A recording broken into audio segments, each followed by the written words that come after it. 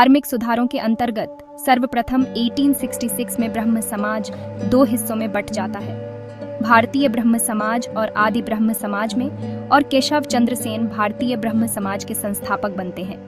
आज हम चर्चा करेंगे कि भारत में बाल विवाह के खिलाफ कैसे लड़ाई लड़ी गई।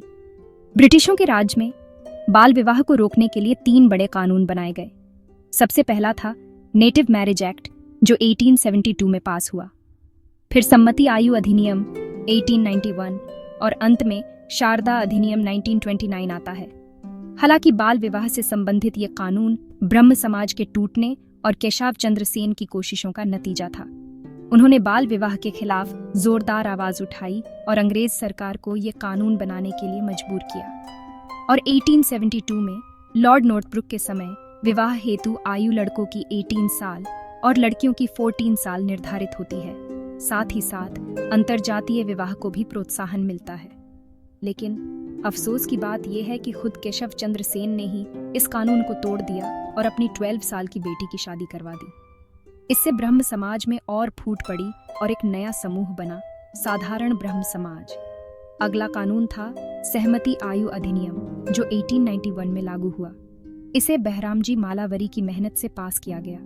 ये एक्ट खास तौर पर लड़कियों की शादी की उम्र बढ़ाने पर ध्यान देता था। यहाँ लड़कों की उम्र 18 वर्ष और लड़कियों की उम्र 12 वर्ष। लेकिन इसी दरमियान एक दिलचस्प केस होता है जो आगे के लिए नजीर साबित होता है। ये केस है भारतीय इतिहास की प्रथम डॉक्टर रखमाबाई राउत बनाम दादाजी भीकाजी मुकदमा 1884, जहां रखमाबाई की विवाह मात्र 11 साल में हो जाता है और वे अपने पति के पास नहीं जाती है। लंबा केस चलने के बाद शादी खत्म होती है। फिर 1929 में आया शारदा एक्ट, जिसे लॉर्ड इरविन के वक्त में हरविलास शारदा की कोशिशों से पास किया गया। इसने लड़कों के लिए शादी की उम्र 18 साल और लड़कियों के लिए 14 साल तय कर दी। आजकल भारत में लड़कों के लिए शादी की उम्र 21 साल और लड़कियों के लिए 18 साल है। ये सब उन ऐतिहासिक कदमों का ही नतीजा है जो पहले लिए गए थे। इस बारे में और जानने के लिए हमारे चैनल को सब्सक्राइब करें और इस वीडियो को लाइक करें। शुक्रिया।